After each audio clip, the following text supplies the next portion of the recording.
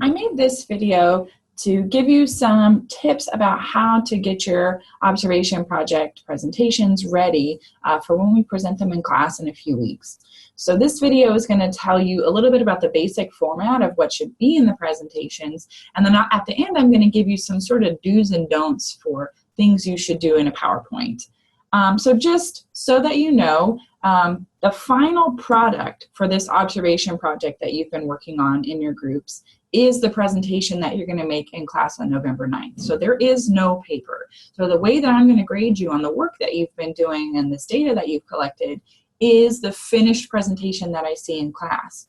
And this presentation is worth 20% of your total grade, which is as much as a test grade. That's a pretty big deal. The good news is that in previous semesters, most of my students do pretty well on this observation project. So it's not something to take lightly, but it's also something that you can kind of hope is going to boost your grade a little bit. And it should be fun.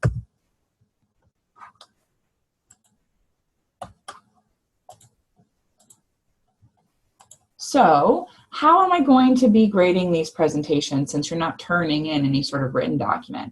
I'm going to be grading your group as a whole for the design of the study and how well you present the information, and then how well you're discussing your findings and the limitations of your study. Now, if you look at the grading rubric that's posted on Blackboard, a portion of every person's grade is going to be based on their contribution to the project and individually how you do during the presentation. So here's what should be contained in your PowerPoint. Now, just so you know, I've used a plain black and white PowerPoint here. Yours does not have to be plain black and white. You can use one of the themes that comes in PowerPoint. You can be a little bit more creative. I just didn't want to force you into thinking you have to make yours look a certain way in terms of colors. So your first slide should have the title of your project. The title needs to be descriptive of what your research was about. So your presentation should not be called Observation Project. It needs to be something like the effects of time of day on coffee purchasing, something that tells me about your variables. The names of your group members need to go on the first slide as well as your affiliation, which for all of you should be the University of Texas at Tyler. After your title slide, you should have one or two slides that sort of introduce us to your topic. So as I said in the rubric, you do need to have a couple of sources backing up the hypothesis for your study. So here's a study a little bit related to when people need caffeine. Research suggests that people need caffeine more in the afternoon because they're tired. Just anything that you can find that has to do with your observation project. And then after that, I want you to give me some sort of directional hypothesis. What did you expect to see when you went out and collected your data? After your hypothesis, I want you guys to walk us through what your operational definitions were for your study. Now these, remember, we worked on really hard to get them really clear, and I want you to explain that process to us. How did you define each of your constructs? What exactly were you coding for? What counted as somebody opening the door? What didn't count as somebody opening the door? I want us to feel like we would be able to go out and collect data for you because we understand your constructs so well. Then somebody's going to need to talk about the methods. So I want to know lots of details. Where did you collect your data? When did you do it? What did you bring with us? What kind of things did you write down on your checklist? How many of you were collecting data? What did the procedure look like? If you had a study where somebody was acting as a confederate and interacting with people, what exactly did they do? This should be kind of the fun part of the presentation. I want us to be able to feel like we were there with you collecting your data. Let us know what it really felt like to be out there in the field.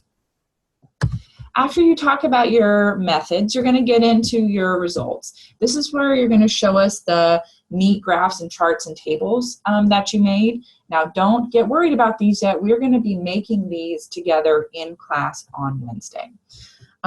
Just a note, when you put a graph up in a presentation, you shouldn't just throw a graph up like this and say, here's my graph, and then just stand there. I want you to walk us through it. What exactly did you find?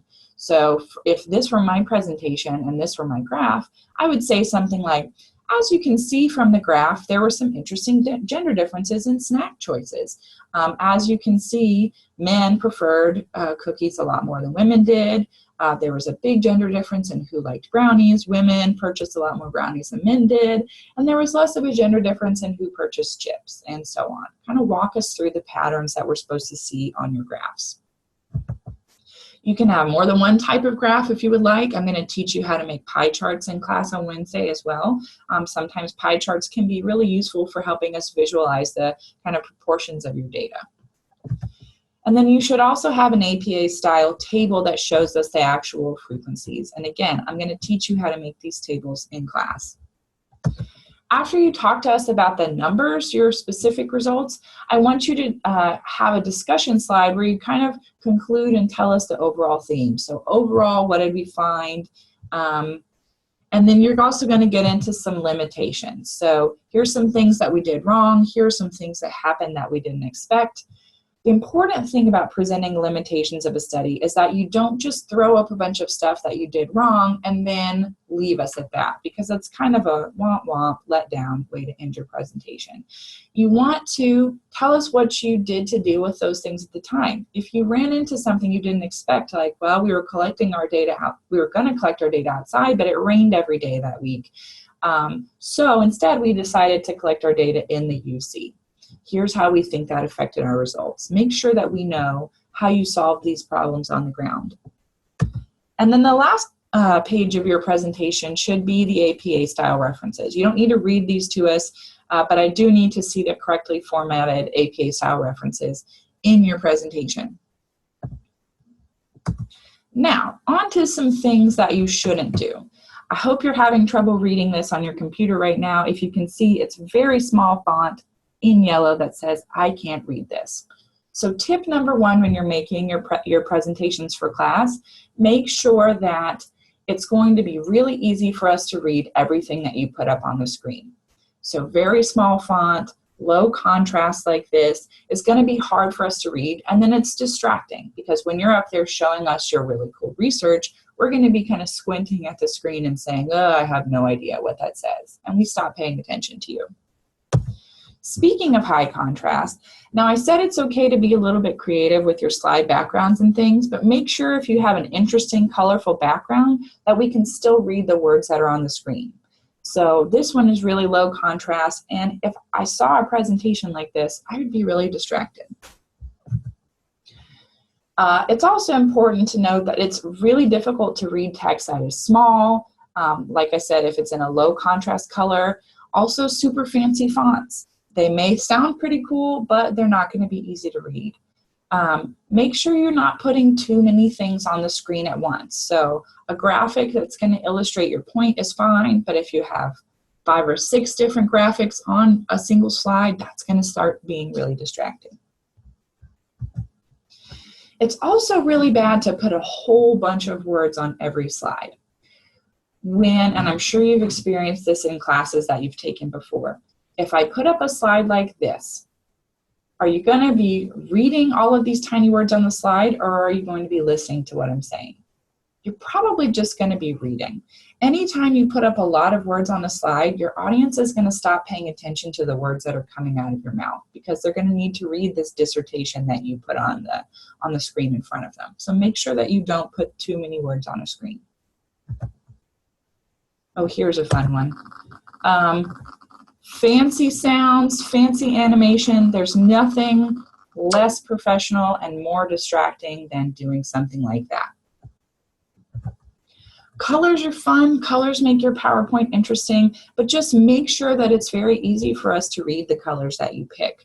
I promise you, when I was an undergrad, I saw a presentation in a class once that used a lime green background and yellow font, and it was offensive to my eyes. I could not read it the entire time. Sometimes just basic black and white is fine because it's very easy to read. So that's the end of my tips for you.